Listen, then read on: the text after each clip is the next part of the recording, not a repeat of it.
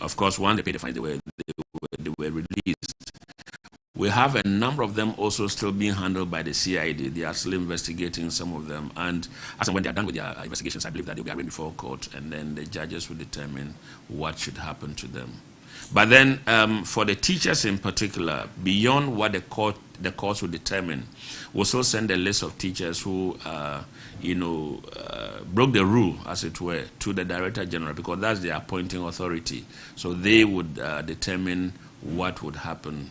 Some Ghanaians who spoke to Metro TV shared their thoughts about the results. To me, they don't get books to learn.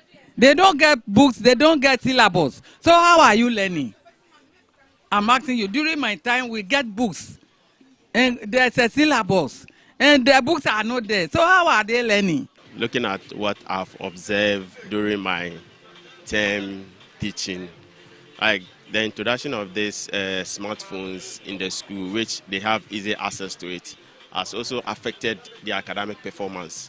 And also, looking at the recent WASSCE that they write, most of the questions leaked, and the answers that they use to answer the questions are mostly from AI.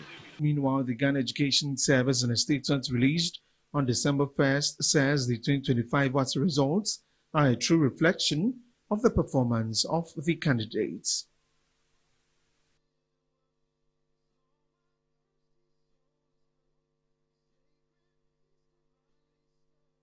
We need to have a serious, holistic, non-partisan conversation about our educational system. We need to have a holistic, non-partisan discussion about our educational system.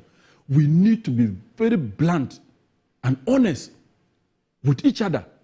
Let's stop the politics, because this is about our children's education. This is about the future of the country.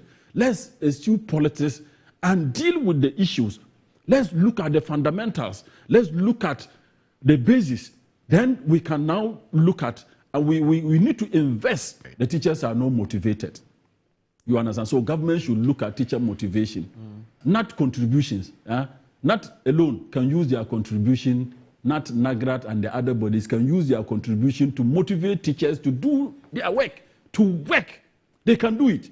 You understand? Okay. It's one of the reasons why, because at that time, I studied NAT action plan for the next 10 years. Okay. I didn't see anything good about the teacher that contributes the money. So I was angry. I'm like, what is happening? All what was in the action plan was about the NAT secretaries sending them for further studies abroad. Why are you giving it to your secretariat? Why are you motivating your secretariat, leaving me in the bush? I'm the one in the village teaching. You are deducting money from my salary by way of dues. And you are investing it. Why? Go to the NAT investment, NAT offices and the other teacher union. Go and see the lifestyle of those people, how they live and how the teacher lives in the village. So NAT should set up. The main reason, the first contributing reason could have been poor preparation or inadequate preparation. Okay, that's one. And then under inadequate preparation, one which has come out so far kept me thinking is that one headmaster explained to me, in the category A, explained to me that the nature of the questions we are talking about this year were applied. And that many times students are used to questions that require recall answers. So because there was a significant dose of applied questions in there, they struggled.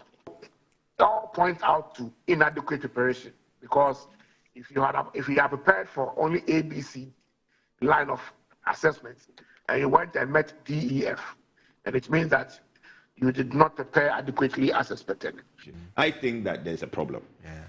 It has reared its head, and it's a good opportunity for us to take an integral look at what has transpired, where we are going. Because I keep saying that Ghana is not going to expire, right? We've had years of good results. There is a very serious pandemic of malpractice in our exam space, because something that was as low as 0.08 got to as bad as 10%. Yeah. And now, when people now are trying to say that, look, because the minister came very forcefully and said, look, if you do this, we are going. So there is a problem. Okay. Whether they are poor, whether all those things are a factor. Look, let's have a conversation as a nation. So appalled to hear that they are blaming this on us. Just one, in fact, less than 1 year in office. Did the children not start 3 years ago? Whose reign was that? 2 years ago, who was in power? Were they having textbooks? Was there any syllabus? No, there was absolutely nothing. Even food for them to eat. The children were hungry. And you know how much energy the brain consumes. How much energy of the body the brain consumes. So if they are not nourished, how can they focus? This is what they left for us. We will not complain and leave it. We will make it clear to them that this is their fault. But we'll go ahead and fix their mess. That is the difference between us and them. Then we are facing the reality of the failed policy. But thank God for His Excellency John Mahama, who have started good works in that area. I'm so appalled to hear that they are blaming this on us. Just one, in fact, less than 1 year in office. Did the children not start 3 years ago? Whose reign was that? 2 years ago, who was in power? Were they having textbooks? Was there any syllabus? No, there was absolutely nothing. Even food for them to eat. The children were hungry. And you know how much energy the brain consumes. How much energy of the body the brain consumes. So if they are not nourished, how can they focus? This is what they left for us. We will not complain and leave it. We will make it clear to them that this is their fault. But we'll go ahead and fix their mess. That is the difference between us and them. NDC is in to create a better platform. NDC is in to improve upon the education that we bequeathed to them. We are going to strengthen teaching and learning, because that is the only way. When you equip the teachers, when you give them refresher trainings, when you bring the teachers up to standard of teaching. And these are the things that we believe should be done, that they failed to do. We are going to make sure that we depoliticize education, because that is the bedrock of Ghana's future. That is the foundation. So if the minister couldn't do much, but failed us, he should shut up. If he had has no alternative to offer. He shouldn't come and blame His Excellency John Mahama for their failed policies. So the NDC government has failed the WAEC students. How true is that? All right. Whoever says the government has failed WASSCE students or our children, the person might have not gotten the facts right. You see, I want us to decouple performance from politics. We all knew this canker will one day explode. We knew it. Everybody in Ghana, including the parents of our kids, knew that one day, our kids that are being churned out will not be the ones that we preferred or we wanted to have brought them up. Look, this issue of examination malpractice, and as you could remember, I posed a question to the minister that the issue of cancellation, withholding of papers for WASSCE students is just unfounded. It's just unbearable. The parents have to go through a lot of struggle together with the student to have ascertained whatever evidence or whatever it is that they are supposed to do. But the issue emanates from a certain angle, and that is what we need to tackle. Look, there hasn't been any systematic, well-organized, orchestrated examination malpractices than the past government or the reign of the past administration. It is properly orchestrated between institutions. They were hip in line to behave accordingly.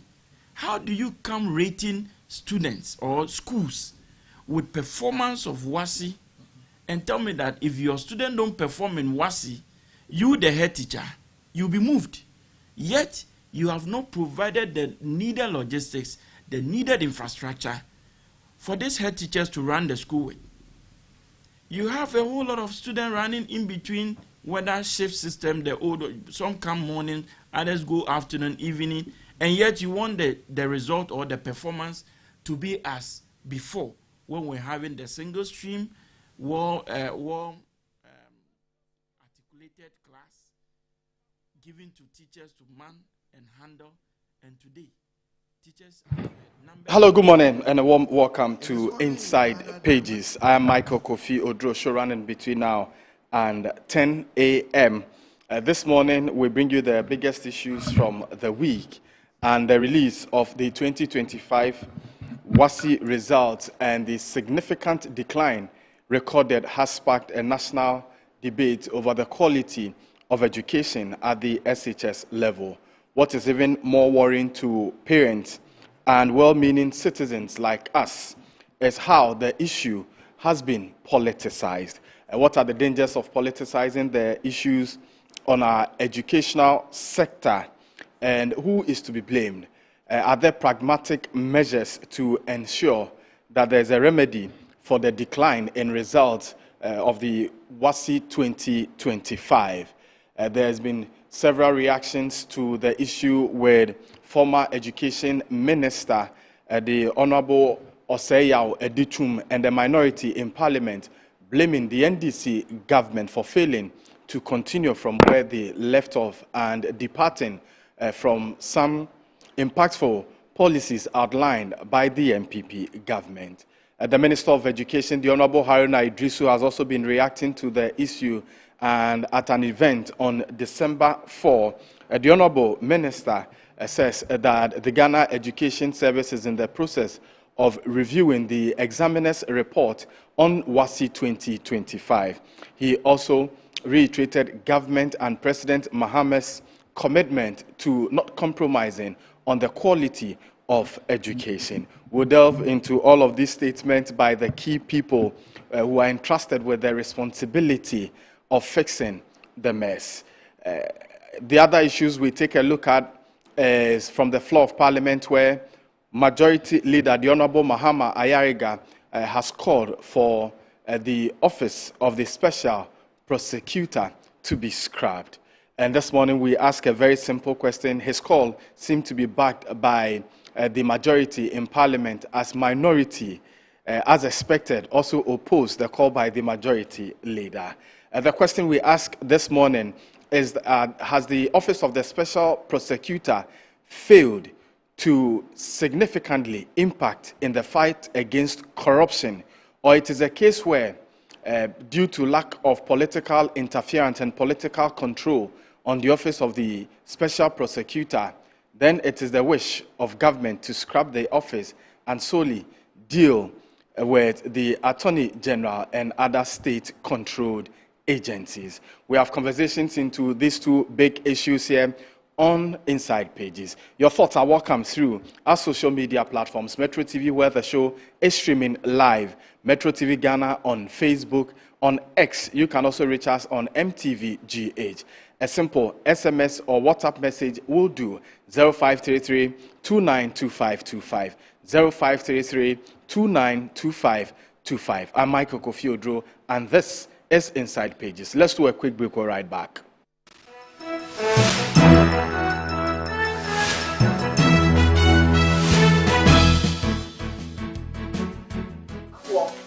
Chia winning Nara, we ding at the baby dapa. Media dear sonko crane bremo. Now that what we are with you and Japan of the bremo. And no any some spices. Some spices in here. And we wow no mebreo. Various flavors. Ubenya a yako. Ubenya nemchi. You do good jollof woman and we get dead. Ubenya you do quam. You do for you. Hot nako pibito.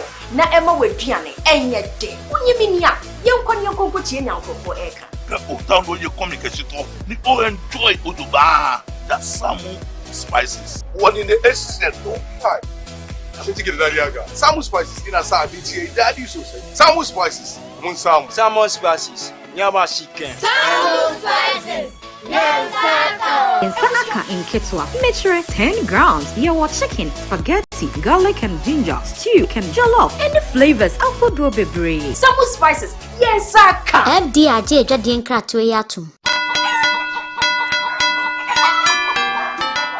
Christmas, Cattle's Agri Limited is bringing you freshness, flavor, and festive joy straight to your home and office. Right here in Accra, Kumasi, Cape Coast, and Takrade. Cattle's Agri, your number one poultry plug. Fresh birds, sweet eggs, delivered with love. Get ready for our juicy Midofopa package. You get 1 broiler, 1 layer, 2 crates of eggs, plus our special chicken spices. All for only 450 Ghana cedis. Midofopa, sweet value for you. Or go big with our Coco Bolobo package. That is 2 broilers, 2 layers, 2 crates of eggs, and chicken spices, just for 800 Ghana cedis. A Coco Bolobo.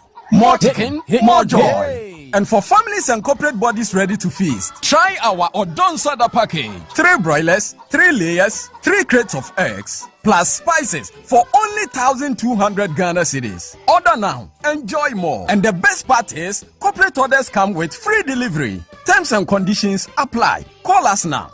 0558 376127 or 0241 674268 or 020-331-5557. This Christmas, choose Cattle's Agri Limited.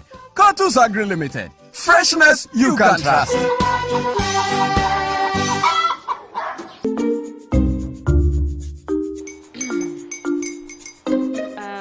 Kwame and his uncle are almost here. Wait a minute. This one too, your friend Kwame. Wait, Kwame.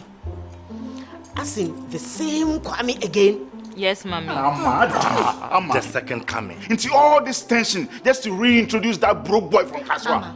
Why would you deceive the family like this again? Now I understand the whole delay. Troll from Kaswa dear. Why wouldn't he be late? Or be late? Of course.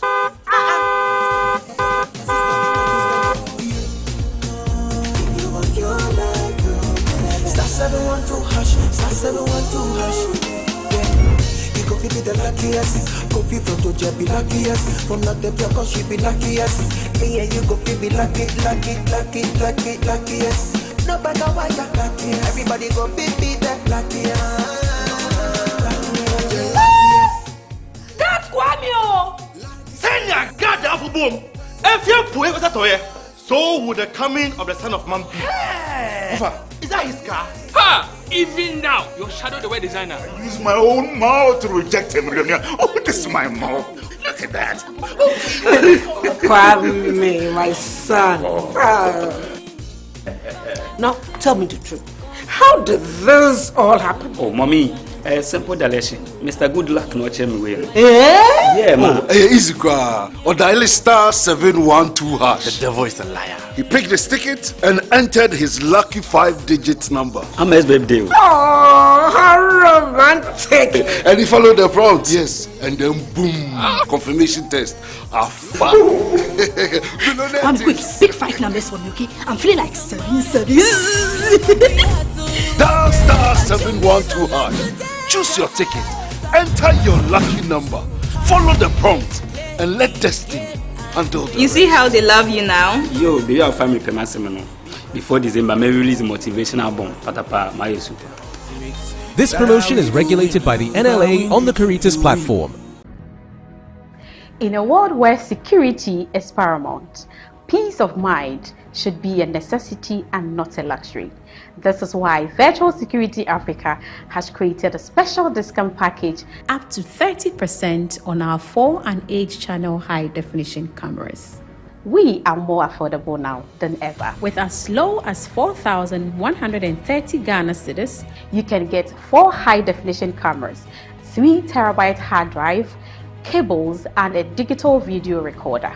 With 6,440 Ghana cedis, you will get 8 high-definition cameras, 3 terabyte hard drive, cables, and a digital video recorder. Why choose us?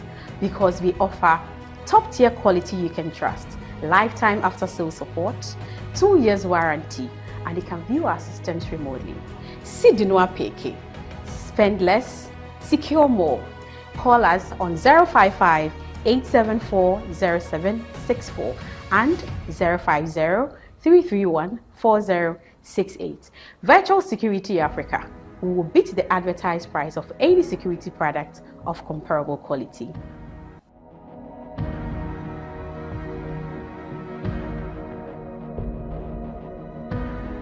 The biggest cultural explosion of the year is here. The Afro-Brazil-Ghana Festival 2025. December 12th and 13th at the Kwame Nkrumah Memorial Park and Mausoleum. It's coming alive with 2 unforgettable days of culture, food, fashion, and music. Enjoy electrifying performances from Fancy Gadam, Adam, Go Get 'Em Episode, Wiyala, Amanziba, Big Twins African Music, and Dance Ensemble. Simon from Burkina Faso, and representing Brazil, Aline Crew. This historic festival is organized by Big Twins African Music and Dance Ensemble in collaboration with the Embassy of the Federated Republic of Brazil in Accra, supported by Ministry of Tourism, Culture and Creative Arts, Ghana Tourism Authority.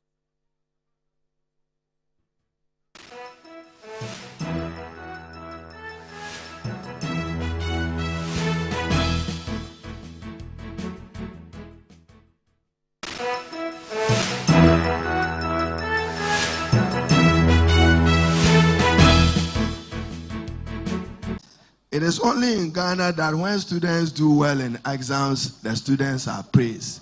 When they don't do well, the minister and the government is blamed.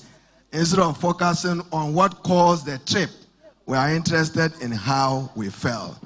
We are currently reviewing the examiner's report on the West African Senior Certificate exam, and as and when it's necessary and appropriate to respond, we will respond adequately and satisfactorily. In a frank admission from the President, Ghana's poor performance in the 2024-2025 WASSCE is alarming and demands urgent answers.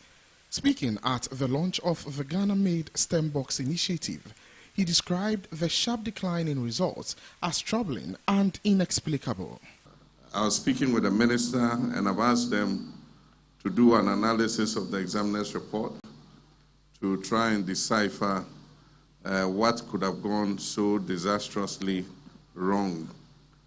It is mind-boggling that with the same teachers, the same factors in play, just from one batch to another, one batch, does so disastrously.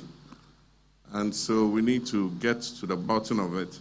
The President has tasked the Education Minister and the Director General of the Ghana Education Service to comb through the examiner's report and recommend immediate reforms.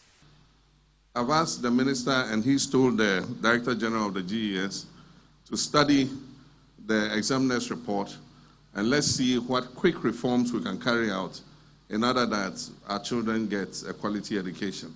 He warned that no amount of strict invigilation or supervision can replace solid academic preparation, and that the root of the problem lies in Ghana's struggling education system.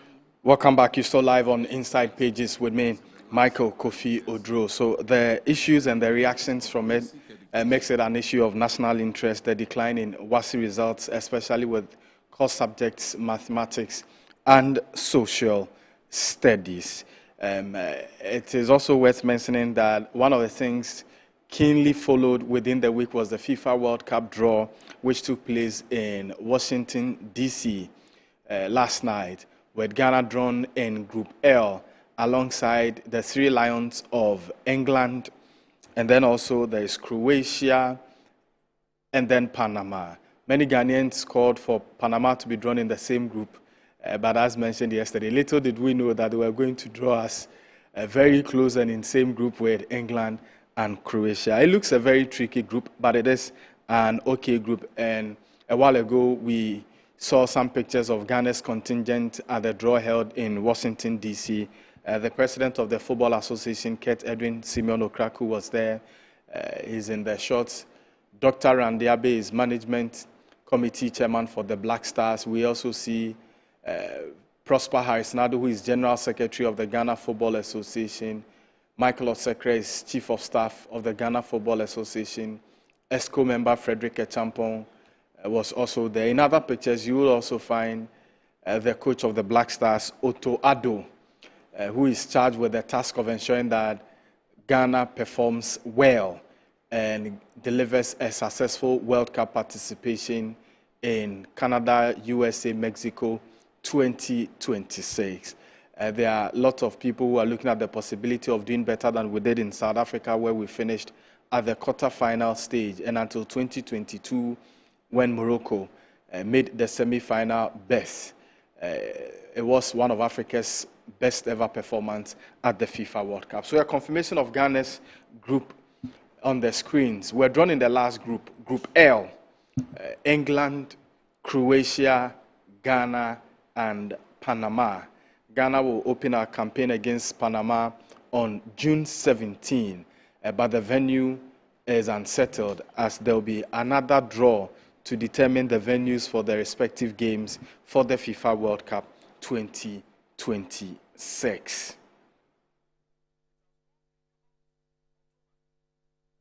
This is Inside Pages, and the first issue we deal with has to do with the decline in the performance of students who went through the West Africa Examination Council's WASSCE 2025.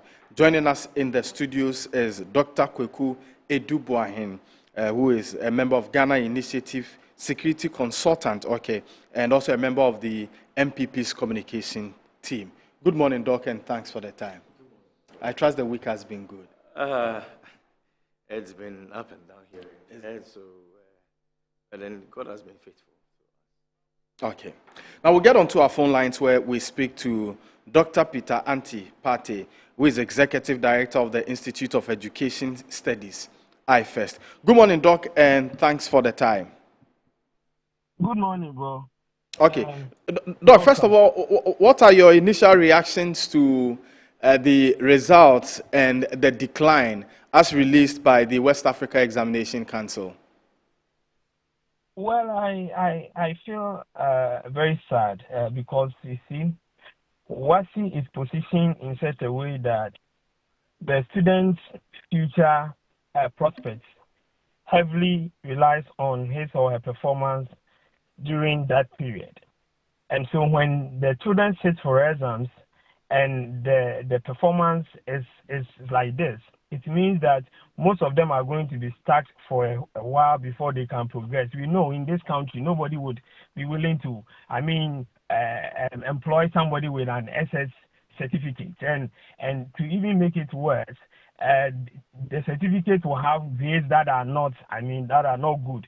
So it becomes very difficult for anybody to progress when he or she is not able to pass his or her WASSCE, and that is what makes me worried. It means that a chunk of these kids would have to wait for some time, rewrite the private exams multiple times sometimes to be able to now progress into the tertiary education system. And what we seem not to realize is that this has an impact on our unemployment rate and our human capital development. And for me, that is what worries me. I think that we need to do whatever we can within our mandate to be able to ensure that this kind of performance is not exhibited in the near future.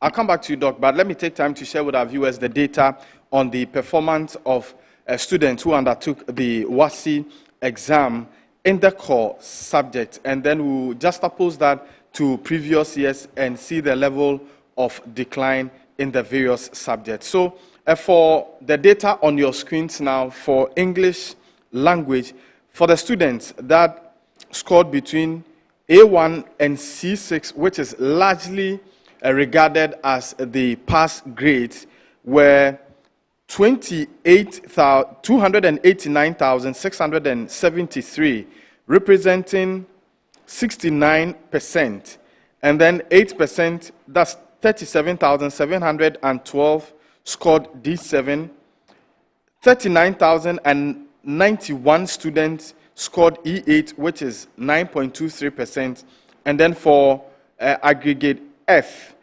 54,294 students, representing aggregate 12.86, scored F.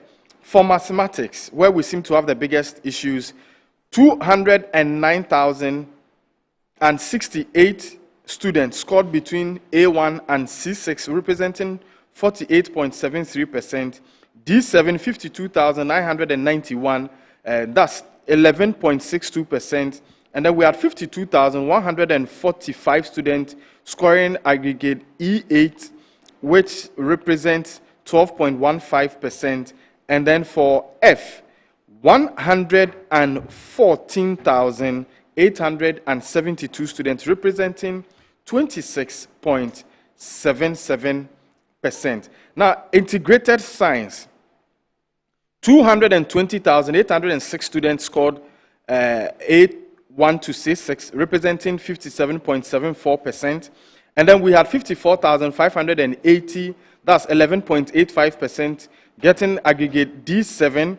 For grade E8, we had 45,783, marking 11.97%, and then 61,243, getting F9, that's 16.05%. And then for social studies, when we were in school, we know that, your last resort, even if you don't pass any subject, or when the earlier mathematics, science, and English are giving you problems, you know that at least social studies will bring some form of comfort and confidence. And so often, we like to write social studies last. But this time, social studies even seem to pose problems for us. So 248,538 students scored between A1 and C6, and that represents 55.82%. 33,670, that's 7.38%, scored DF. For E8, we had 40,608 students scoring E8, and then 122. This is, and for me, this is even more alarming, that 122,449 had flat F, F9. And that's 27.50% of the entire student population that went through the WASSCE exam in 2025. Now, we also have on the screens the various percentage scores from the last 4 years. That's from 2022 up until 2025. In 2023, there was an improvement, about 13% improvement in English language. There was a 4% decline in 2024, and then the results seem to be similar in 2025 to 2024. 2024, 69.52% of students passed. In 2025, we had 69.02% of students passing. Doc, what could, from you are a more independent body, from your perspective, what could possibly explain the sharp decline in performance? You see, since we started this discussion about the results, I've taken a position, and my position is informed by the fact that we have been doing the same things for some time now, anytime these results are released. And we come around and then we try to explain away the possible causes of the performance that has been exhibited by the students.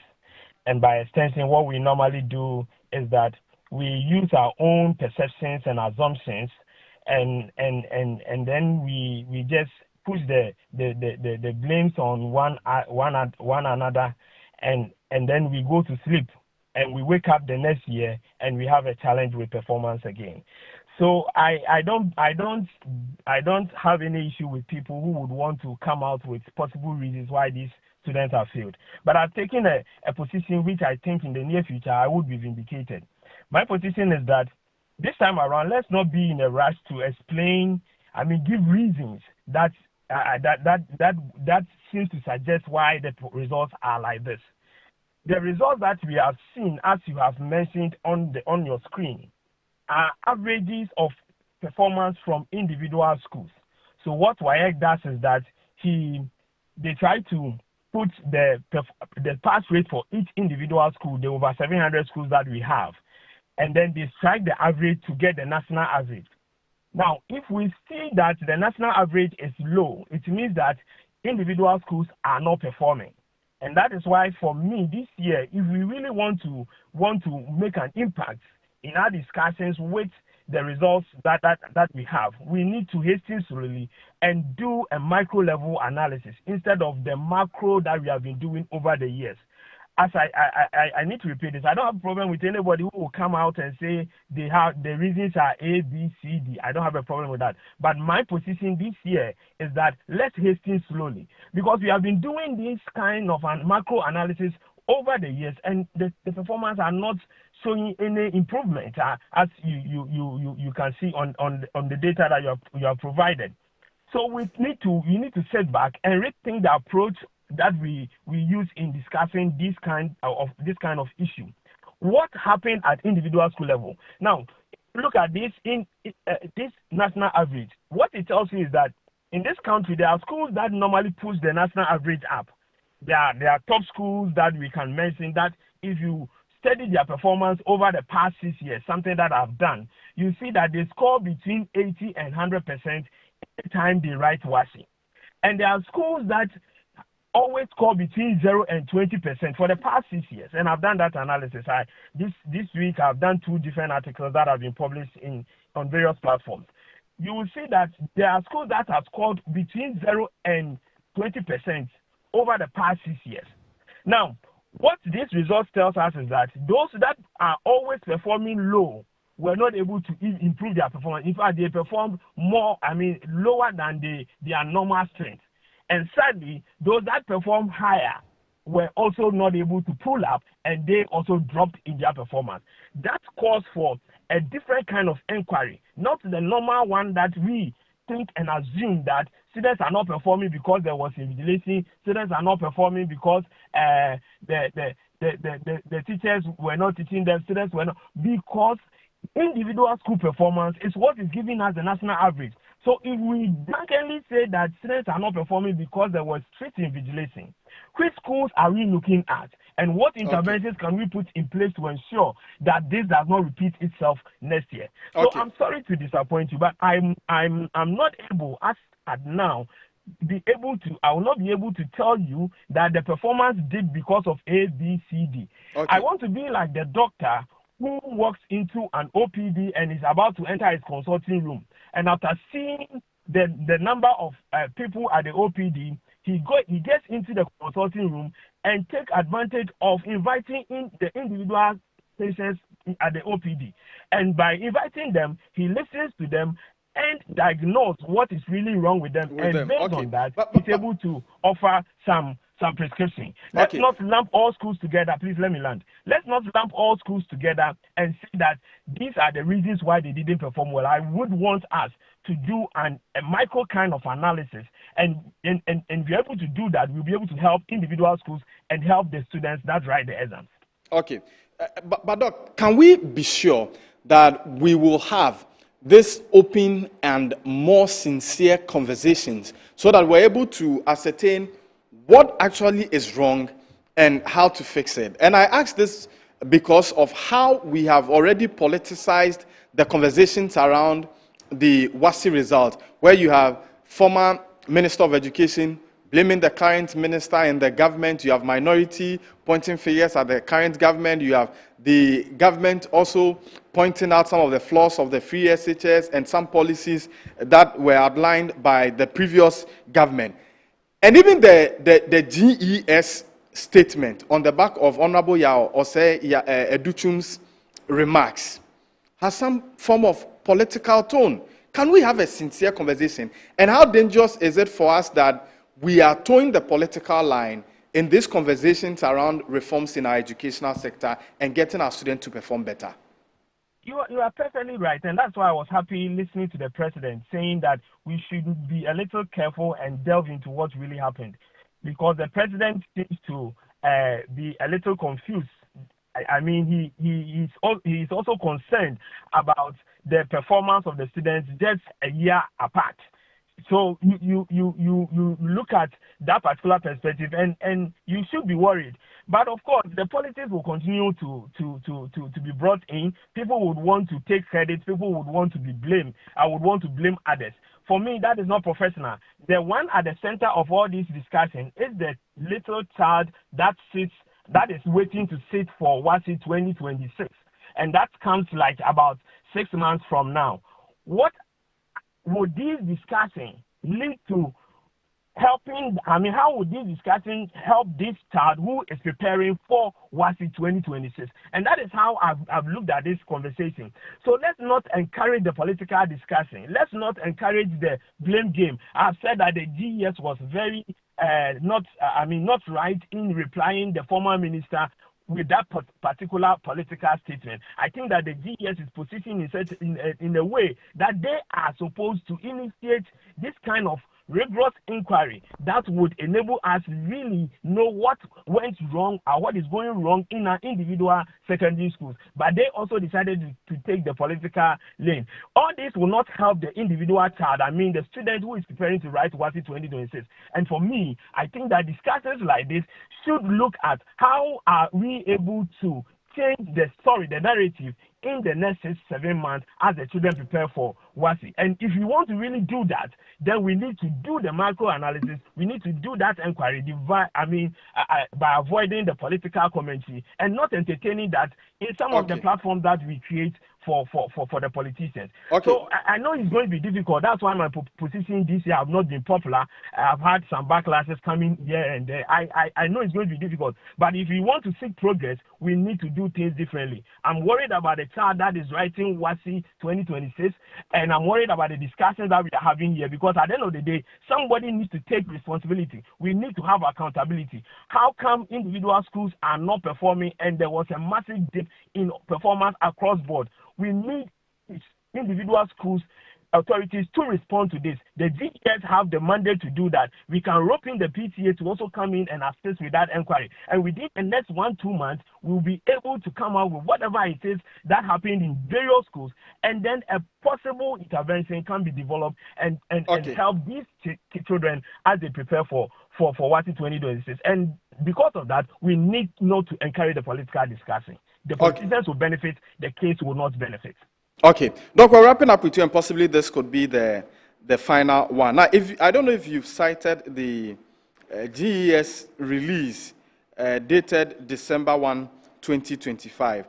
If you haven't, point 5 talks about how this result is a true reflection of the strength of the Ghanaian SHS student.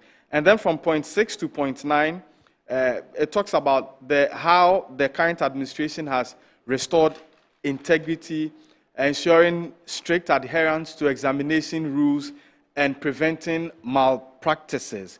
And when I saw this, I was a bit alarmed, and I asked that, does this not, or will this not have any effect on the perception of the integrity of our education and certificate, especially for students who may have taken the WASSCE the last 3 years? That if they apply for schools elsewhere and anybody has cited this release, could think that possibly in the last 3 years, examination malpractices were high, there was no strict adherence to examination rules, possibly the reason the student has scored a very high grade. You see, that's why I said that this is not how the managers of education should talk. You release, I've seen that statement, and the statement that sought to also address the statement from the former minister. You release this statement like 2-3 days after results have been released. What study did you do? What inquiry did you engage in? As the service provider of education in Ghana, what inquiry did you engage in? What were the issues that came out within your inquiry? Are you able to publish that particular kind of inquiry that you did for public to also see? You don't do this, and then you assume that what you perceive to be the reason why students did not perform is what actually the reason is. And that is why we will not make progress. In fact, you see, this statement is telling us that if next year students perform well, anybody can also be right to say that invigilating was relaxed. And that is not the conversation we need to have. I read somewhere yesterday, parents complaining that this kind of narrative would even lead to people thinking that those who genuinely performed well were also helped. That is not how we should go about this. And I think that the people at the helm of affairs, at the Ministry of Education and the Ghana Education Service, know more than I do, that if we go by this tunnel, we will not be able to address this challenge that we are experiencing. And that is how we have dealt with this over the years. I pray and hope that we don't encourage this kind of conversation. We should hold the ministry responsible. We should be asking them, the Ghana Education Service, the Ministry of Education, what are they putting in place to ensure that this is not repeated in 2026? They should be accountable to us. The school authorities should be accountable to the stakeholders in the various schools, and let all collectively diagnose and look out for possible interventions that can be instituted in the next 1-2 months, so that these children that are preparing for 2026 would have, will have a good performance display. We will not be helping those individual kids. And for me, their life is at stake. If they don't pass WASSCE, they cannot continue to move to the tertiary level. And because of that, we need to be circumspect in how we are in a hurry to ascribe reasons to why students failed or why students perform. We need to go through the process of inquiring what really happened. And the GA statement didn't or won't help us do that. Side pages. That was Dr. Peter Antipate, Executive Director of the Institute of Education Studies. Remember that you're still live on Inside Pages. We're live on Facebook, where there's a live stream of this show. We're also live on 94.1 FM. Let me share with you that we're joined in the studio by Nana Yaw Sarpong, who is Deputy General Secretary of the United Party. Good morning, Nana Yaw, and thanks for the time.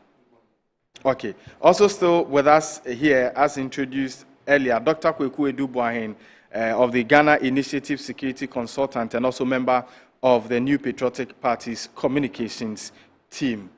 Ghana Initiative Watch. Okay. Ghana Initiative Watch. Okay. That's right. Now, Doc, I'm sure you have followed the conversations throughout the week on the decline in the performance of our students in the WASSCE 2025 examination, the reactions from your party members, including former Education Minister, the Honorable Osei Yaw Educhum, the Minister of Education, Honorable Haruna Idrisu, has reiterated government's commitment to delivering quality education. The President, His Excellency John Dramani Mahama, says we'll get to the bottom of it and ensure that our students are able to perform at the very highest level. But he also cautions that the reforms will not include compromising on the strict adherence to examination rules. Thank you very much. A good morning to Nana Yaw. And then, Mike, let me also say a good morning to my godfather, Honorable Kennedy Akompre Konjapon. Okay. Who will be in the central region from tomorrow. Okay, he's going home. For the first phase of the central region. Okay. And then back in Accra and back in central region. Okay, quick one. Where will the first phase of the central region focus? Or you share that with us later? I will share that with you. Okay, so then let's deal with the substantive issue, and the latter part of the show we can deal with that. That's okay. I just want to be sure whether he's passing my constituency in Asin South. Oh, no, it is not part of the first phase. It's not part of the first phase. The first phase, we are looking at Efutu through to Mankasim and then back. So I see. That will be in the second phase. Doc, the decline in the performance of our students in WASSCE 2025. You see, Mike, let us talk about this without looking at a political angle. I feel education is the foundation we need as a country. And then if we begin to politicize this whole thing, it is in bad taste for some of us who have been in the education field before. You see, let us walk away from all these politicization and then throwing jabs at each other.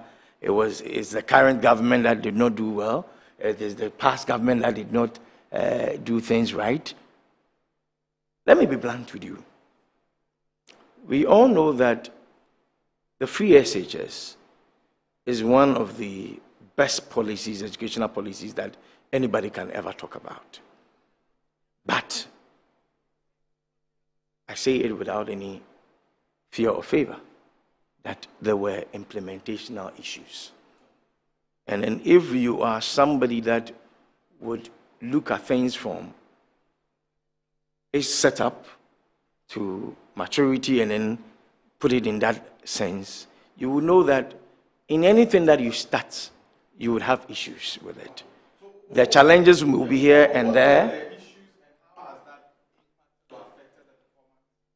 Yeah, I'm asking what were the issues and how that issues has impacted with or affected performance for of me, students. Let me look at it from the point of view of this double track issue. Okay. The number of years that our kids go to school. We say it is 3 years, yet in actual sense, they are in school for 2 months and then they come back home for 3 months. Okay. So compute it wisely, and then they are doing almost 1 year, 8 or 9 months in school.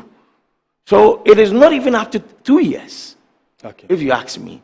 So if they are doing 2 months of 3 terms per year or level, then they are doing 6 months in school, multiplied by 3 years, maximum 18 months. Exactly. So that's a year and a half.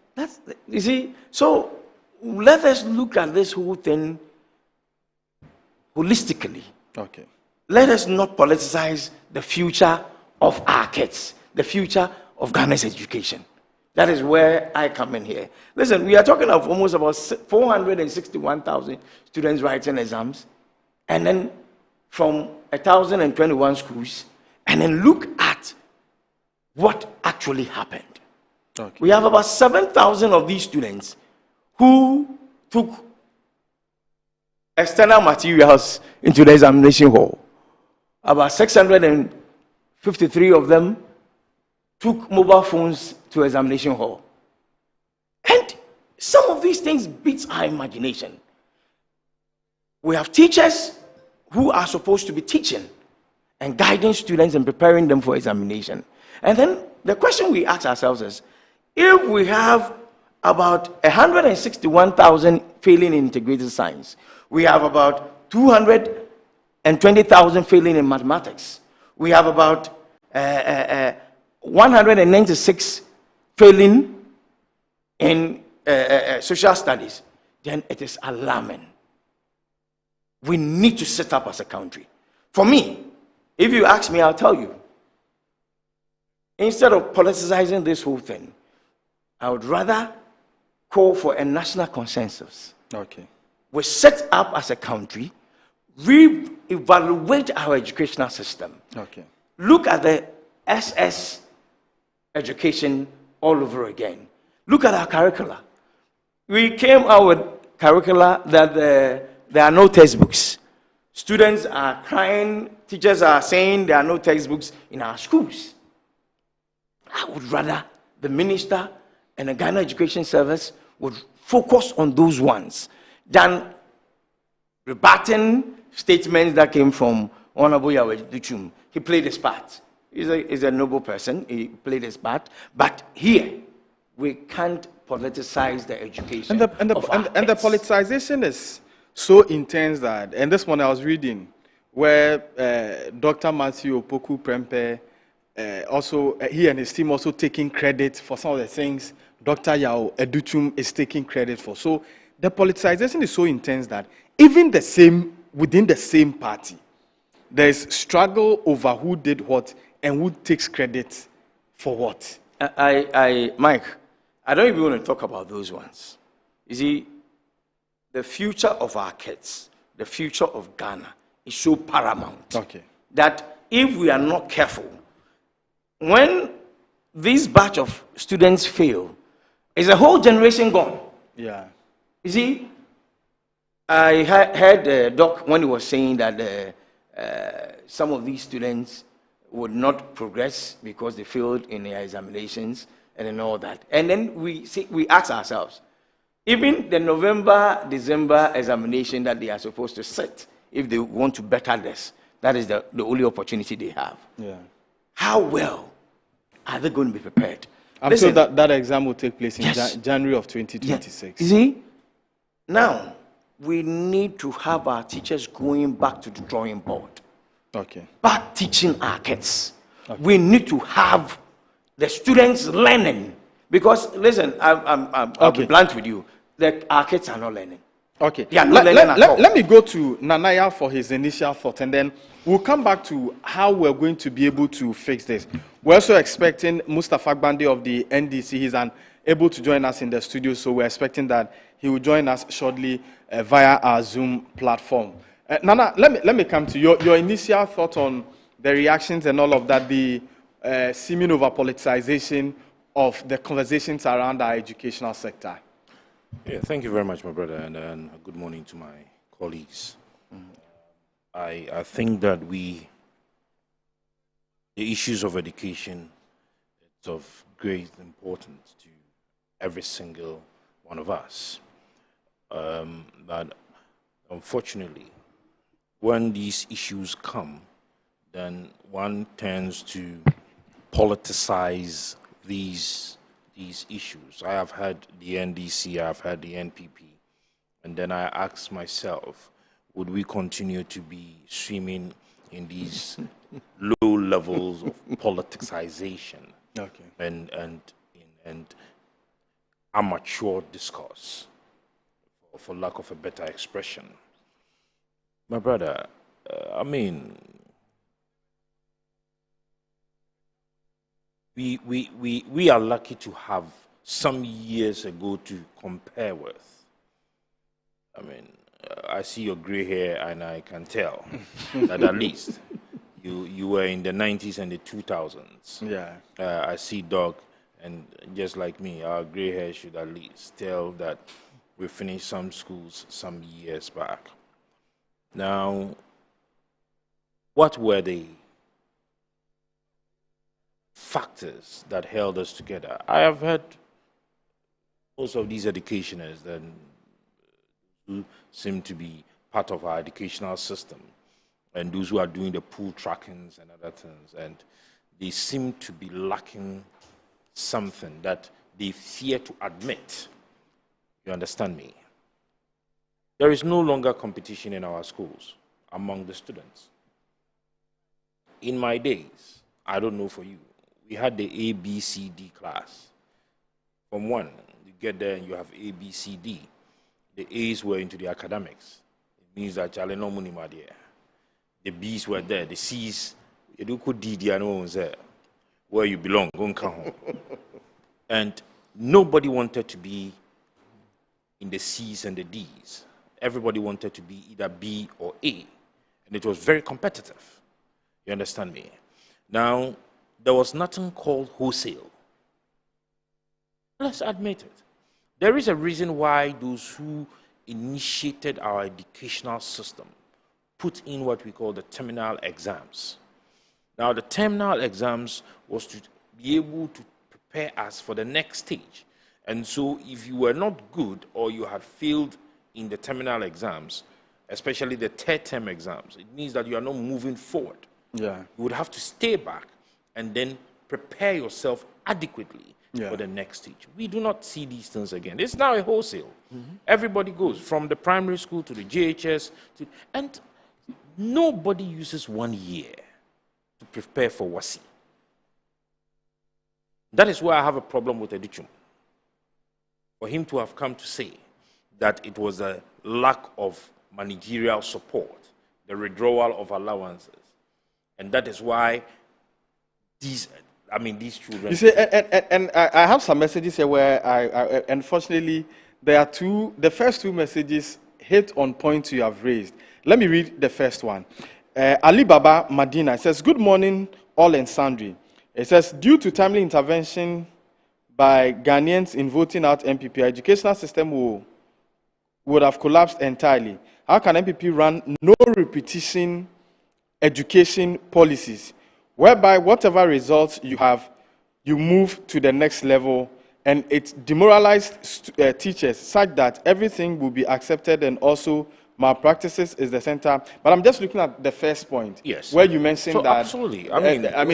Whether good or bad, the students will be moved. Young Konkwa, the students will be moved. And then the second person also mentions that Honorable Osei Yaw Educhum was the one who set the tone for the political conversation in this WASSCE result.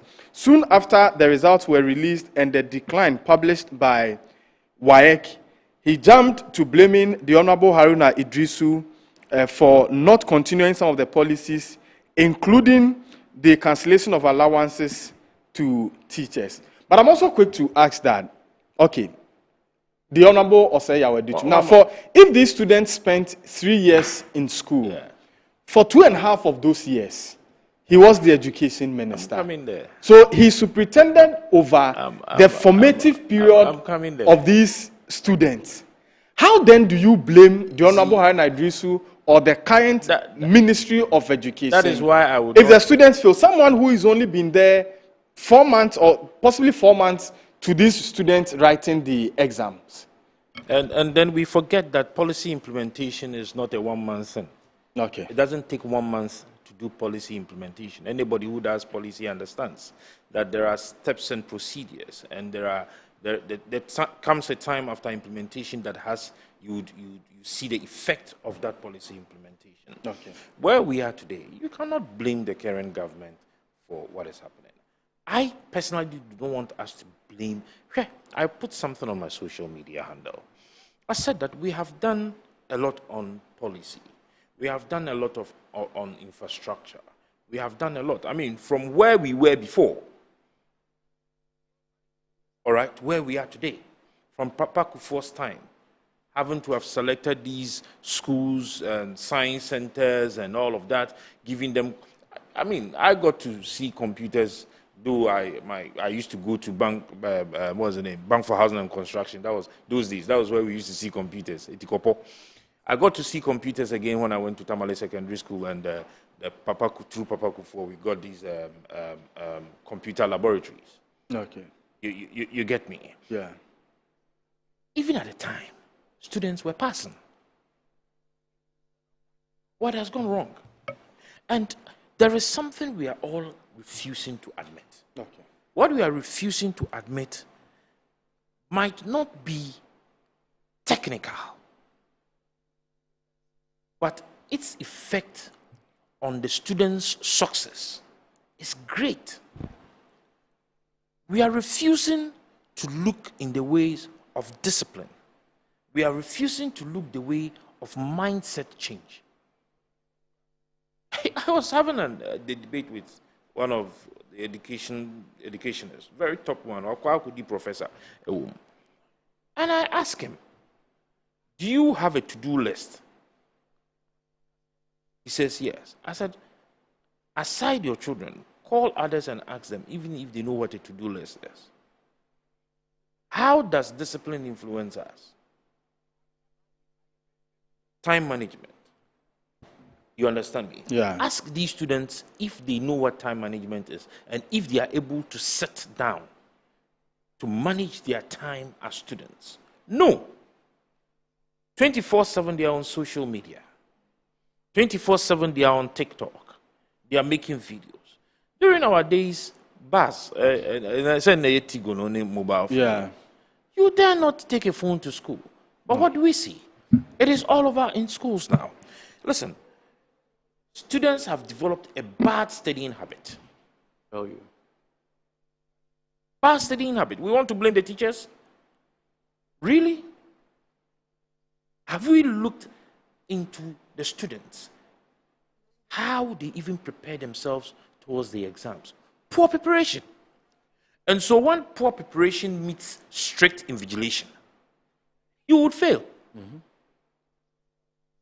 You understand me? Yeah. If we are looking at even whether or not the students have some level of focus, and these are not technicalities, and because they are not technicalities, we have all as a people refused to look that way. Mm-hmm. We started declining in education and in our exams results when these human rights activists and child rights activists push for the abolishment of corporal punishment in our schools. And the teachers are aware. They, the educationists, they themselves, they are aware. But out of hypocrisy, they are not even able to say it. Out of hypocrisy. If you want to raise issues of discipline, you can't raise it without punishment. You understand me? Go to some of the schools today. Students jump the fence and go to chill and have fun outside, whilst their books are there. And we are all failing to look at it. We are all failing to see it. Go on social media. Years back, when a teacher is coming and you are a student and you are not learning, you pretend to be learning. You are talking about social studies. I had a teacher who taught us social studies. I'm told he's late now. Sir Ransford. Social studies, you people think social studies is Jikodidi. It is never Jikodidi. And I don't know if you have looked at the syllables of today. They are talking about bilateral and multilateral relations. They are talking about socioeconomic development. Yeah. The social studies we knew yesteryears. I personally never saw it to be cheap. Okay. You understand me? The core mass, you would have hard mass students, my friends say, elective mass students, saying, oh, core mass is easy to do with.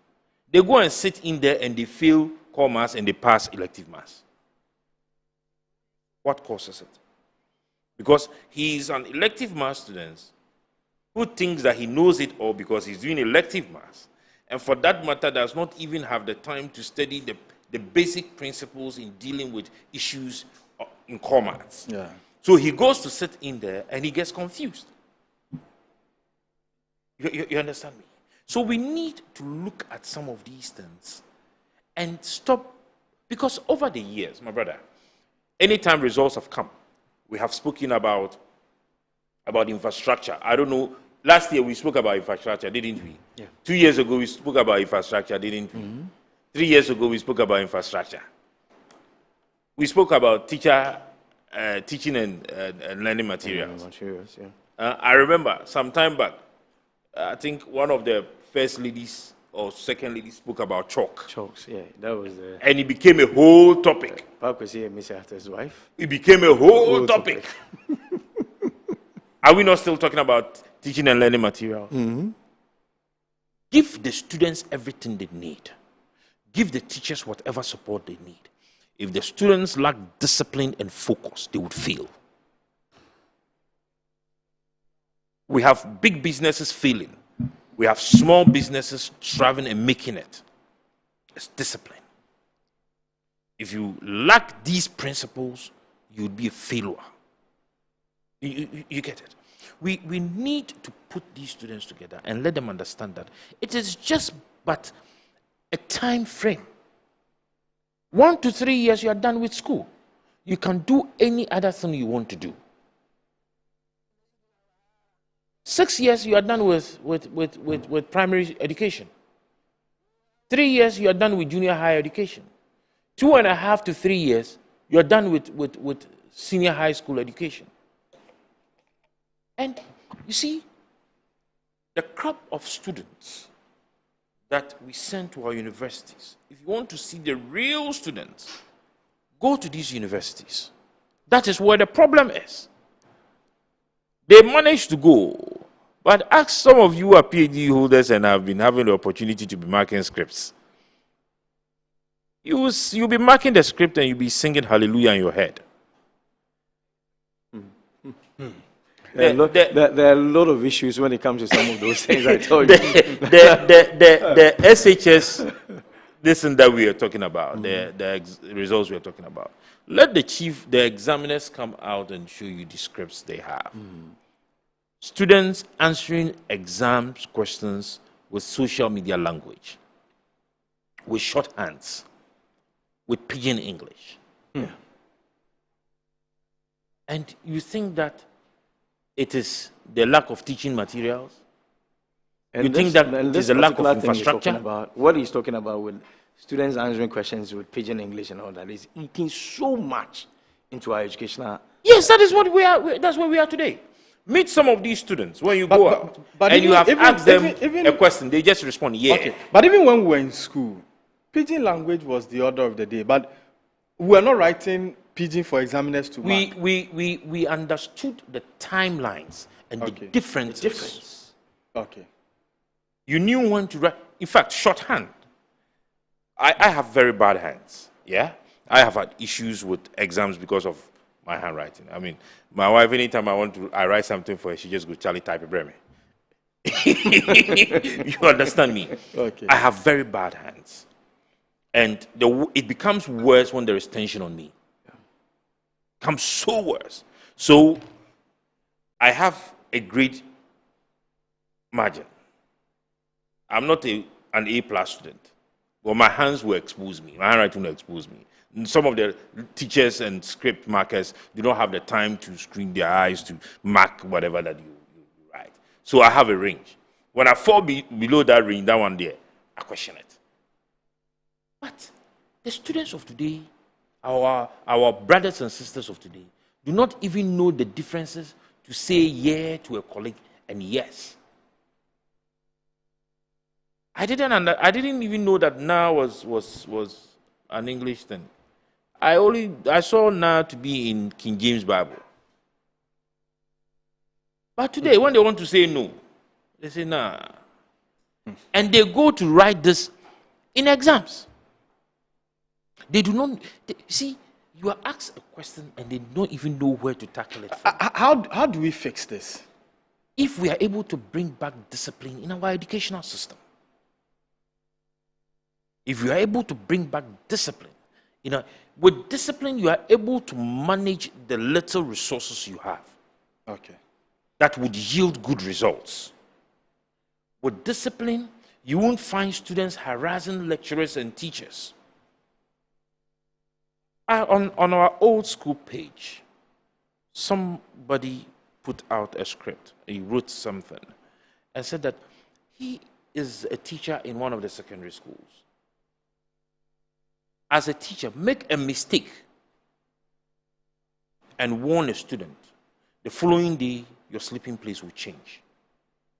Headmasters do not want to stay in that school because when students have done wrong and they have taken disciplinary actions, the chiefs and community leaders and the youth would march to the school.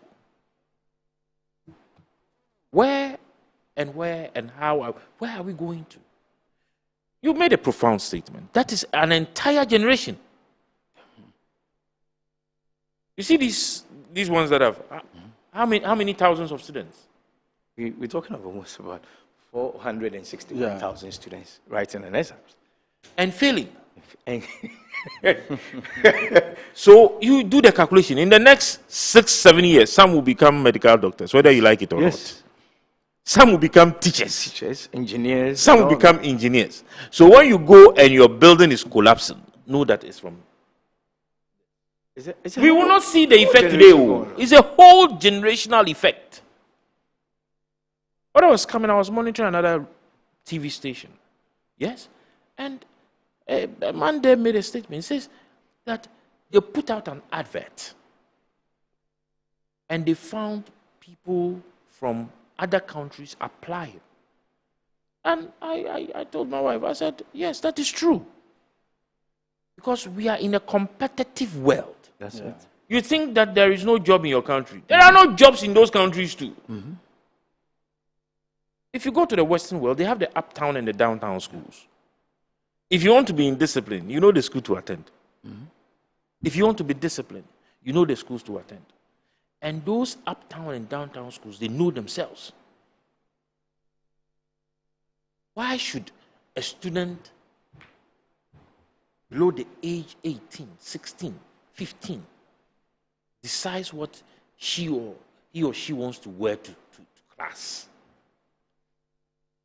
I told my cousins, I said that I pay rent, I pay your fees, I buy water, you drink, I buy food. My rules, stay. If you want to be a man, get out. Simple. Government is providing the infrastructure. Government is buying food for you to eat. Government is paying teachers for them to teach you.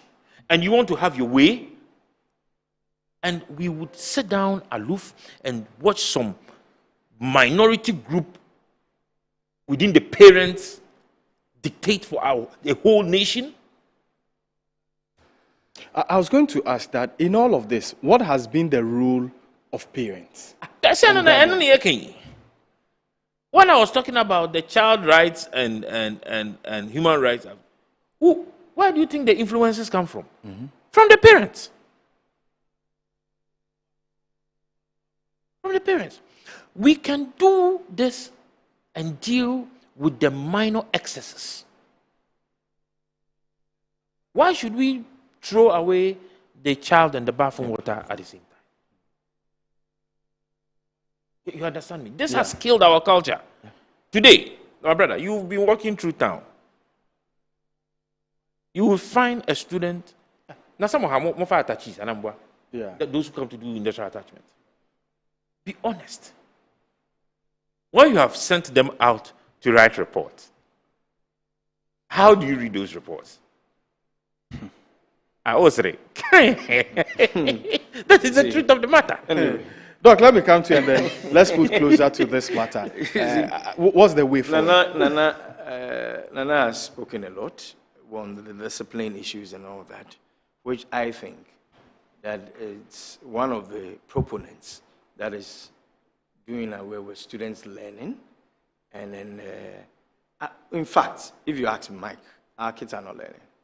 They are not at all. Why are they not learning? And then, in some quarters too, why are they not learning? Yes. Listen, let me be blunt with you. I had, when these WASSCE results came out, I spoke to a couple of teachers from some institutions. And then they tell me, Babu, we don't have textbooks. We've been calling on government to supply us with textbooks, and we don't have them. So students cannot even, after what we have taught them in class, they just go and learn all that, and then they don't refer to any textbook, they don't refer to anything. And some of the grade A schools that were given this iPad with the past questions and all that on them, the kids don't even use it as is expected of them. And that they would rather be on social media, will be watching other things that are of no interest and all that. That is why, for me, I want us to look at this whole thing without any political lens, because it's the future of Ghana we are dealing with. Okay. Some of these kids we are talking about, Mike, mind you, in some few years to come, they'll be out there on the streets. They will attack us. They will take away our money. They will come and attack us in our homes. Some will marry our daughters. They will marry our daughters. And our sons. And our sons. Listen, if we are not careful, we are done for. Yes. As a country, if you are not careful. Listen, GES even responding to Yaweduchum and all that. You see, they are supposed to remain as neutrals. They are the managers of our education in Ghana. They are not supposed to be listening to political commentary and then responding to some of them. We need retooling of our educational sector. Government must supply textbooks. You see, in the past, we had people that were teaching, that when a teacher walks into class, you know that the teacher where they were being. All background, just a marker. My maths teacher, Mr. Augustine, he doesn't come with the book. No book. And yet he would lecture, he would teach you. You see, but today what do we have? Teacher education is even down. I'm being blunt with you. Okay. You see, and then we have people in the field of education today who do not even have that.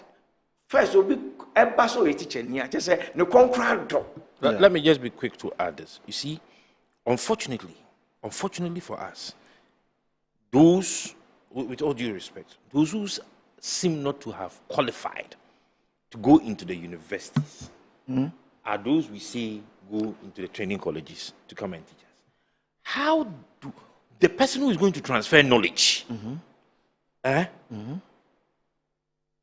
Madok, I think we have some too that qualify for university, other courses in the university, but their dream is to take up teaching and education. I understand you. As a course. You have classmates Yes. From the SSG. Yes. Those of you, how many of these ones you are talking about willingly went to the training college? Those who applied, Nigerian kind of You see, Mike, in the past, when you ask your students, I'm fortunate to have from a crèche to JSS, Empire Educational Complex. If you ask students, what do you want to be? Pilot. Tomorrow, today, they all talk about being a lawyer, being lesbian. And sometimes when you look at them, you ask, nobody wants to be a teacher. Why? Because we feel, say, it's a last resort. It's a last resort. People want to go there because they didn't get opportunity to be in other fields. Okay. That's why they are coming here. And then also, one of the few things I want us to look at, and then this one is to government of the day and then to the Honorable Minister of Education. Okay. Let us go back to the drawing board. Look at this thing holistically and find out whether this 3-year education thing is helping our kids. If not, let us revert back to the 4-year policy that Papa Kufuor brought. It was one of the few things that was going to help us help a lot of issues in our educational setup. Because I think 2 years, when we did a calculation, it's not even up to 1 year, 8 months. Okay, that kids spend at school, in the schools. We need to look at it carefully. Okay. The internal assessment, the way we used to do it, has to be revisited. We need to, because you see, at that time, I don't even see those cards again. They were yellow. Now I'm saying, cumulative records. I don't even see them in the system again. And I remember some of us are where we are because of, they used to have this comment at the lower part, where if a child was timid, they would say room for improvement. More room for improvement. He doesn't talk in class. He looks timid. So, and they give recommendations. Those things do not. Now, how dare you, a teacher today, to tell a parent that the child is timid? Hey. Okay, I think the points are well made. You're still live on Inside Pages. I'm Michael Kofi Odro. We'll do a quick break. When we return, there's a call for the scrapping of the Office of the Special Prosecutor. We'll be back shortly after this break.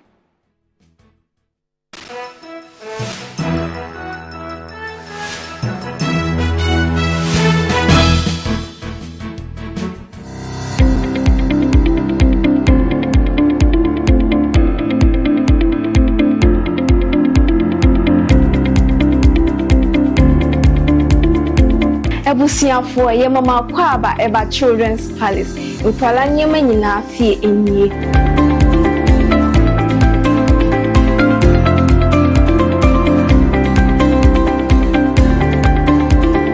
Yonkwala ntade mani mema nyina ntare nyina wase. Yonkwala shoes, yonkwala duane, yonkwala wipes, yonkwala diapers, yonkwala toys, baby coat. In fact, the bia opama o manyina obenye biwa ase.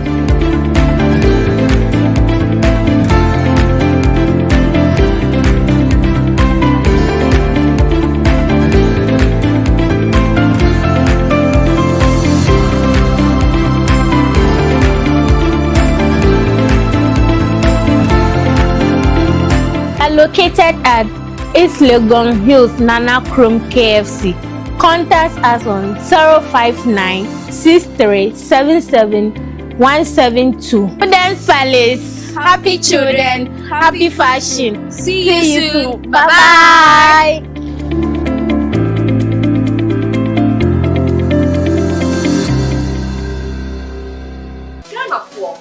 Chechia woni nara mi din Edebaby Dapa me dia de sonko kra na ebremo nya ode to aduane mu ama waduane Dapa na me de bremo eno any some spices de emu wa wo bebre o various flavors ubenya eya akoko ubenya nantwie ye de ku jollof mu ma emu ye de ubenya ne de ku nkwan mu ye de ku froye mu ho na ko pebito na ema waduane enye de wonye mi nia ye nkwane konko tie nyankofo eka Download your communication to enjoy Oduba. That's Samu Spices. One in the essence, don't fight. I'm going to get it. Samu Spices in a Samu Spices. Munsam. Salmon spices. Nyama chicken. Salmon spices. Insaka in Ketwa, mixture 10 grams. Yawa chicken, spaghetti, garlic and ginger, stew, and jollof. Any flavors, Alpha Bebre. Salmon spices. Yes, Saka. FDIJ Jadien Kratwe Yatum.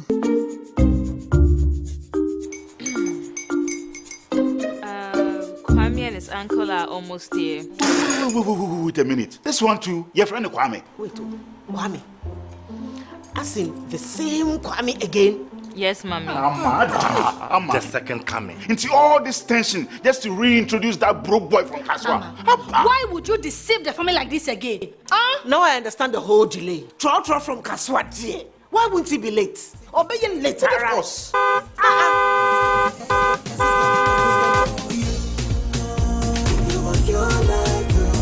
Star 712 hash, star 712 hash. You go be the luckiest. Go be from Georgia, be luckiest. From not the cause she be luckiest. Me and you go be lucky, luckiest. No matter what you're luckiest. Everybody go be the luckiest. That's Kwame. Senya God Alpha boom. If you put it that so would the coming of the Son of Man be. Is that his car? Ha! Even now, your shadow the way designer. I use my own mouth to reject him. Oh, this is my mouth. Look at that. Kwame, my son. Now, tell me the truth. How did this all happen? Oh, mommy, a simple direction. Mr. Goodluck no check me well. Yeah, man. Easy car. Or dial star 712 hash. The devil is a liar. He picked his ticket and entered his lucky 5-digit number. I'm his birthday. Oh, how romantic. And he followed the prompt, yes. And then boom, confirmation test. One quick, pick 5 numbers for me, okay? I'm feeling like 7. Dial star 712 hash. Choose your ticket. Enter your lucky number. Follow the prompt and let destiny handle the You see how they love you now? Yo, baby, our family permission. Before December, may release a motivational album. Patapa, my super. This promotion is regulated by the NLA on the Caritas platform.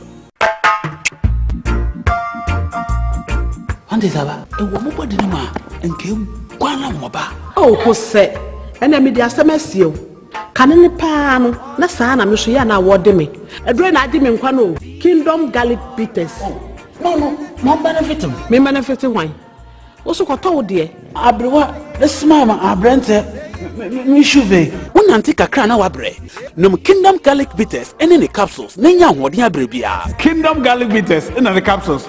Assembly, you. A devil when I'm when I say. Send your name, wife, company, one personal. Kingdom Ginseng Power Capsules, and tea. Say, see, I'm password. Kingdom Ginseng Power Capsules. Emeni Chienya Sumdiebe Free, Abrebia. Obebia o de Pua Hauno. Edro Bakupa Wihiane Tremendous Capsules. Tremendous Capsules. Esiesie Uma Uye Obesima. Edro you Benya Bi Obebia Eton Robia. Kingdom Herbal. No challenger.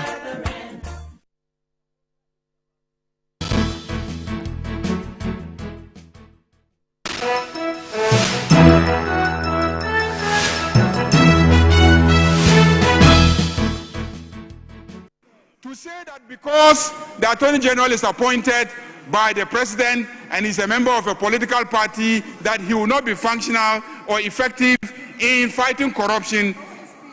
The OSP, is he coming from space? Who is nominating him? The same political process is going to generate the occupant of the office of Special Prosecutor. So he will not be freed of that political pressure. If we want to be serious about fighting corruption, let's do it. Political leadership at the highest level must lead. This government has been in office for about... Welcome back from the break. You're still live on Inside Pages. I'm Michael Kofi Odro, and in the studios with me, Nana Sapon, Deputy General Secretary of the United Party, and then we also have Dr. Kweku Edubuahin, Ghana Initiative Watch, also a security consultant and member of the New Patriotic Party's communications team. Within the week on the floor of Parliament, we had the majority leader moving for the scrapping of the office of the special prosecutor. There were also reactions from Honorable John Jinapor and the Speaker of Parliament. Big budgets with all sort of perks. We've seen it. It's lived out and it's not working. Let's go back to what the Constitution has ordained. The money that we are giving to the Office of Special Prosecutor, let's resource the Attorney General's office. And I'm sure that this particular Attorney General will produce the kind of results that we expect of him. The intent of President Akufo-Addo and his government is one that I believe we should celebrate, which is that he intended to set up an office dedicated to fighting corruption. Mr. Speaker, today, the question, has the Office of Special Prosecutor 8 or 9 years down the road achieved results? Or, Mr. Speaker, do they have any significant achievements when it comes to the fight against corruption? Those are matters before this House. Those are matters before the country. Those are matters that I believe the jury is out there. Has it been a successful office? Has it not? Mr. Speaker, the question is still at large. The law, when it's respected and when it's applied fairly, works for all of us, regardless of where you find yourself. Of course, Lawyer Martin Kpebu is somebody I know very well. And indeed, yesterday, Mr. Speaker, when I heard the news that he had been arrested by the Office of Special Prosecutor, I even attempted to reach out to him. But it should never be the case, Mr. Speaker, that when Wontumi is arrested and put behind bars and told to bring bail conditions of 100 million Ghana cedis, and he stays in prison for 1 month, 2 months, Mr. Speaker, when we all know too well that basic teaching of law, criminal law, tells you that bail should never be used as a form or a means of punishment. That one, it is okay. Mr. Speaker, when Osei-Sibi is still in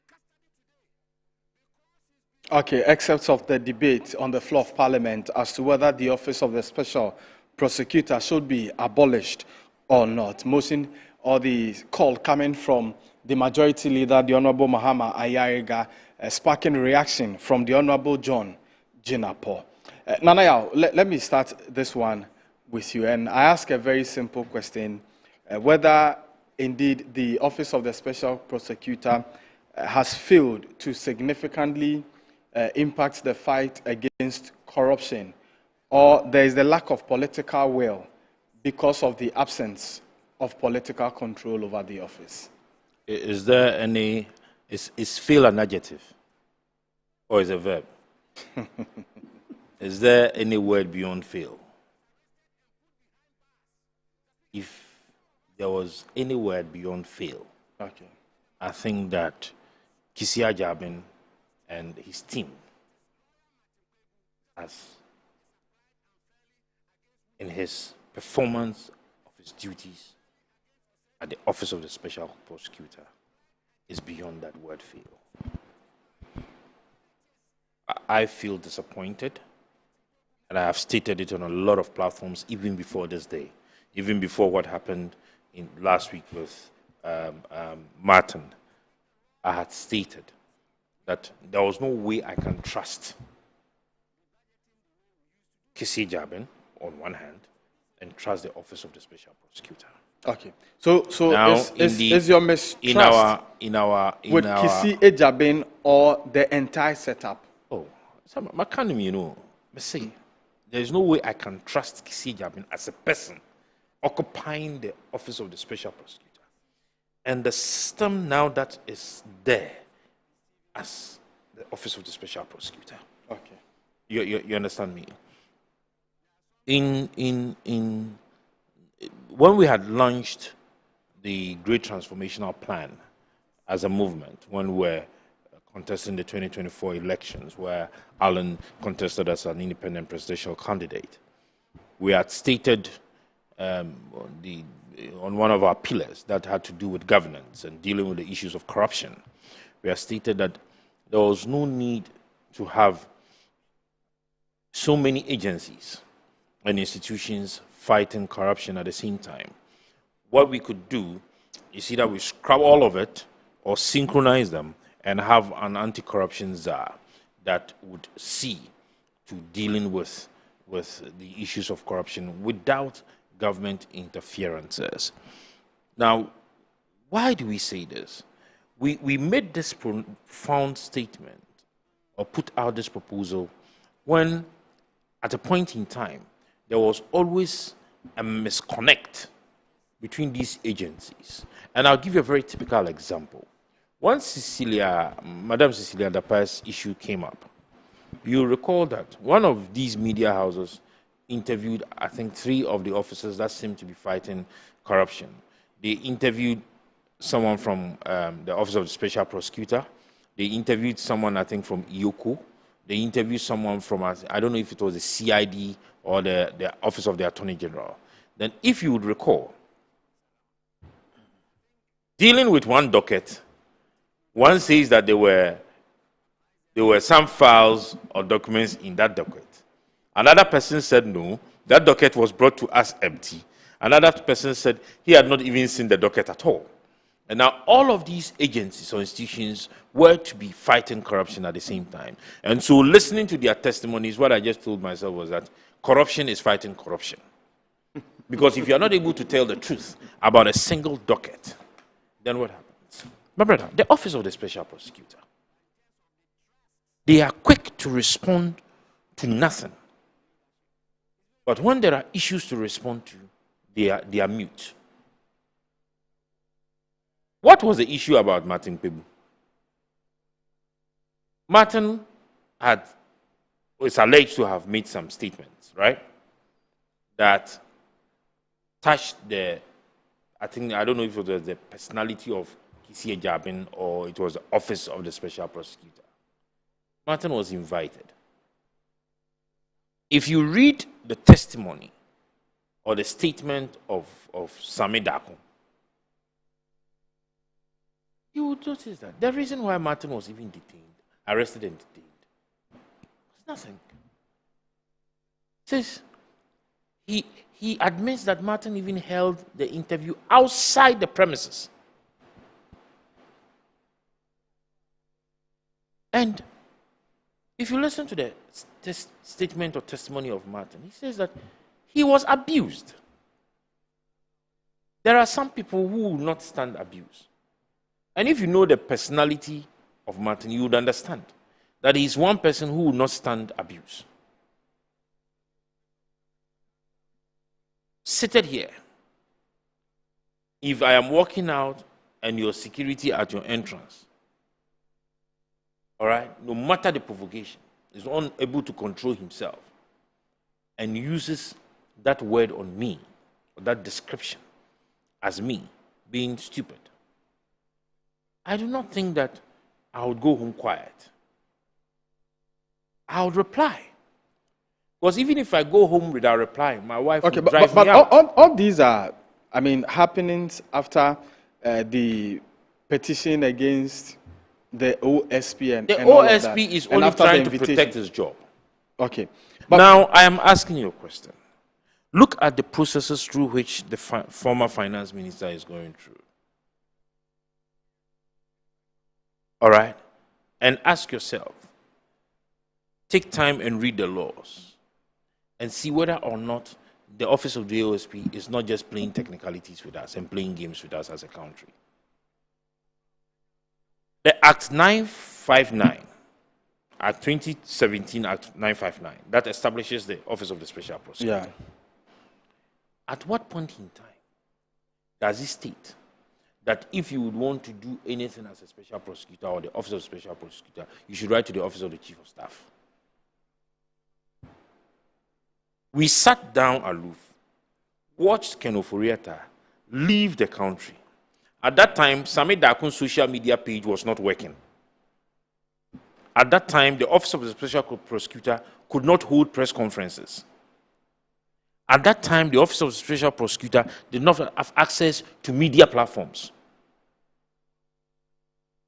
But after he had left, you are able to go and sit to have a one-on-one interview to say, that it was the security agencies that did not collaborate with you. And that was why Ken left. And he left because his brother was the president at the time. Please. Where was Sami Daku? He couldn't write that on his social media handle that we are trying to arrest or detain Ken Ofori-Atta and the security services are refusing. Today, he has the time to go and sit and write thesis for who to read.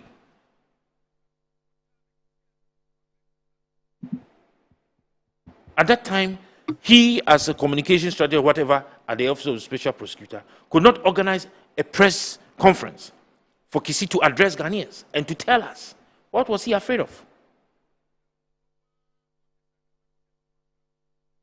Why are we doing this to ourselves? What was the purpose of the establishment of the Office of the Special Prosecutor? Number one, to deal with the issues of corruption and corruption-related activities. Am I right? That was the reason it was established.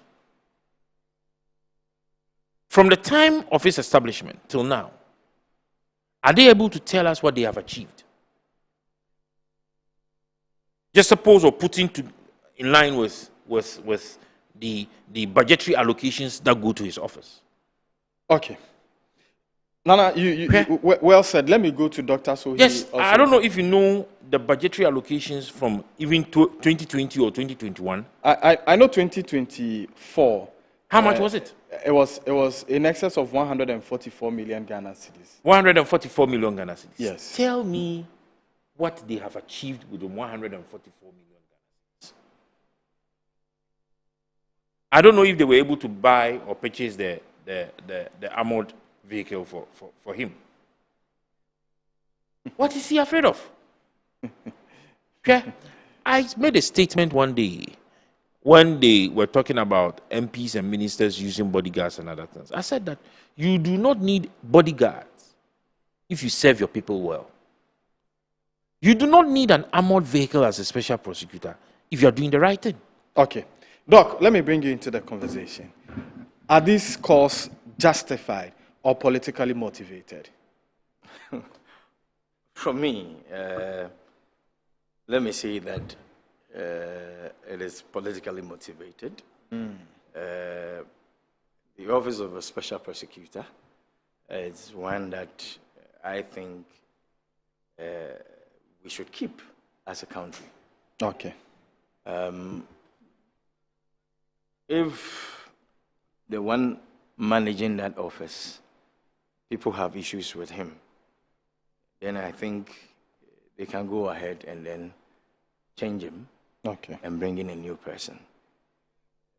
I am one person who is of the view that everybody that takes political office in Ghana, before you were called to take in that office, you should know and understand that there will be a day where you have to account for your stewardship. And when that day comes, I believe you should avail yourself to account to the good people of Ghana on how you managed our funds, on how you carried yourself about, and what you did right to help the cause of Ghana. Listen,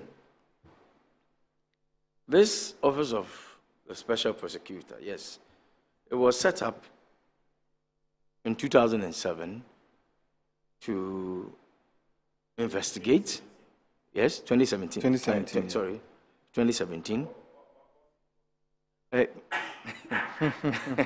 In 2017, to investigate, to prosecute special cases on alleged of political corruption and corruption-related offenses involving political office holders and then public office holders and then politically exposed persons. Let me put it that way. Now, are they doing their work? If you ask me, I'll say yes, they are doing their work. But on the other hand, it looks like they are doing a lot of media persecutions than the actual prosecution they are supposed to do in the courtroom. they're coming up with investigation. They are investigating politically exposed people and all that. That is when Nana talks about Ken Ofori-Attah's issue and then blah, blah, blah, blah. And yes, if you say he has embezzled some funds, then you should back it with your investigations and all that. Listen, the call by Mama Yariga to say that we should resource the office of Attorney General and all that. But then there have been people who were standing trials for embezzlement that he's let them go. So what of that? I'm of the view that we should keep that office, let our Attorney General play his role, and that office do the necessary investigations, but should be in sync with the Attorney General. Okay? Because in any case, they are supposed to be under him, under their guidance, under their watch. Okay? So it is not like the special prosecutor can work without the supervision of the Attorney General's department. Yes, they can prosecute, they can go to court, they can do all that. Okay? And at the end of the day, if we go and put this office in the hands of Dr. Dominic Ayinde, he will let go a lot of people. We just saw it, that there were so many cases before court that when he came, he just, and then that is the end of it. Listen, let the special prosecutor do his work. Let that office remain. Get a new person if you think that Kissi Ejaben is not up to that task, which I think, in some extent, I think that we should have a new person taking over that office. Okay? Okay. 2, the issue of Martin Kpebu, if you ask me, I'll tell you that I really do not know why all these things happen in the first place. He wrote a petition. He was asked to come and then justify or be interrogated, which is part of the system's doing as a security consultant. The petition to the office of the special prosecutor. He made a statement. He made a statement. No, for his call, he made a statement. He made a statement. It was a statement he made and so within now the media space. OSP but he was also OSP. petitioned the president against the OSP. That is so. Those are two separate issues. No, but he made a statement, and then he was invited. Yes. And I had his interview when he was saying that when he goes there, and then the Kissi Ejaben is not part of the committee. He does not see the reason why he should be talking to subordinates. Yeah, because he made the statement direct to Kissi Ejaben.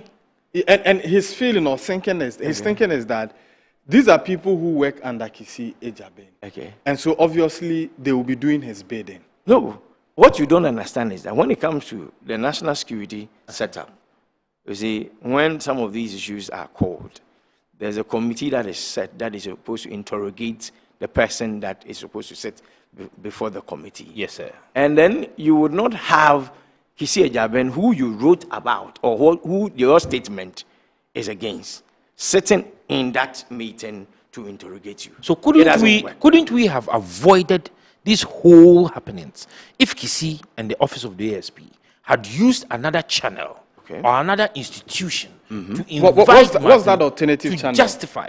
Of course, if he felt that the statement is defamatory, he could have gone to court. Yeah. If he felt that it was criminal, he could have reported to the CID. Yeah. Okay. He could have even petitioned the Attorney General, General to have issue. Now we have the OSP, led by Kissi Ejaben, investigating a statement about Kissi Ejaben. You see, that is where I don't even understand. Does that amount to conflict of interest? No, that is why.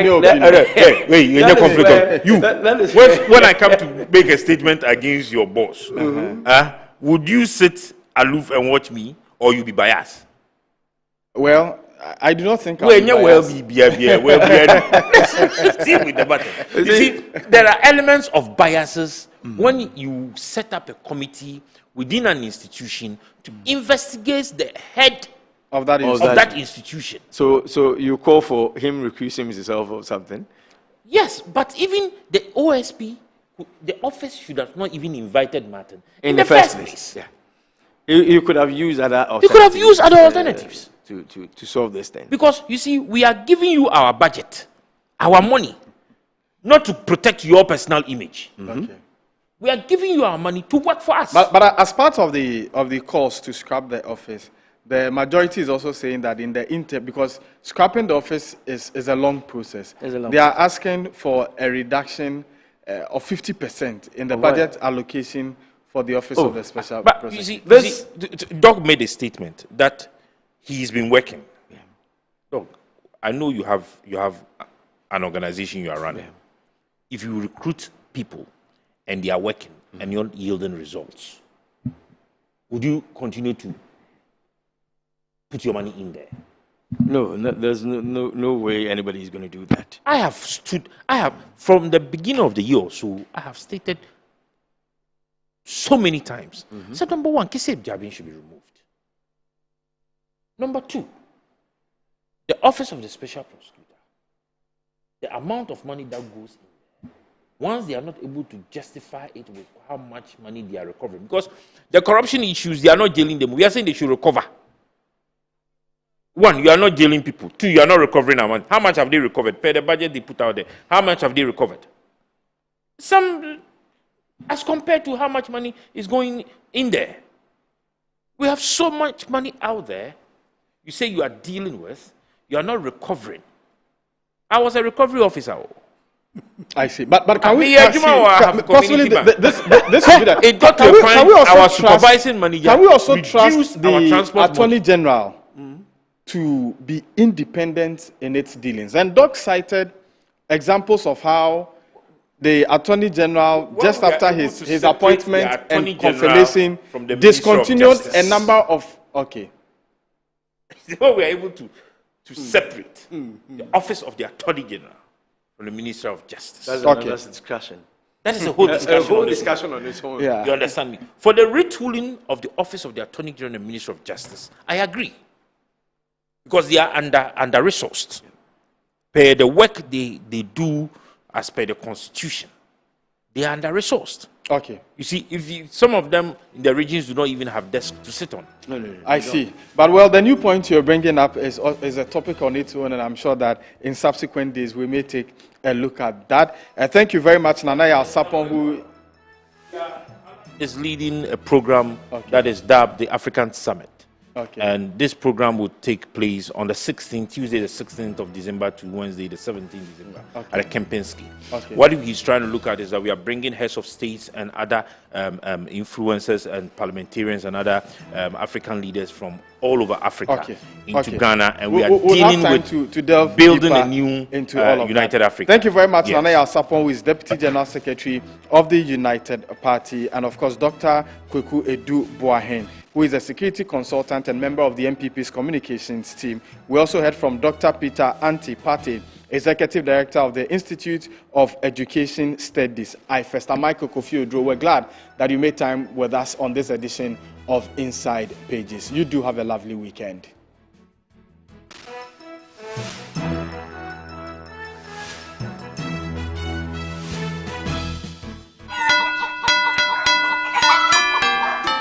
This Christmas, Cattle's Agri Limited is bringing you freshness, flavor, and festive joy straight to your home and office. Right here in Accra, Kumasi, Cape Coast, and Takrade. Cattle's Agri, your number one poultry plug. Fresh beds, sweet eggs, delivered with love. Get ready for our juicy Midofopa package. You get 1 broiler, 1 layer, 2 crates of eggs, plus our special chicken spices. All for only 450 Ghana cedis. Midofopa, sweet value for you. Or go big with our Coco Bolobo package. That is 2 broilers, 2 layers, 2 crates of eggs, and chicken spices. Just for 800 Ghana cedis. A Coco Bolobo.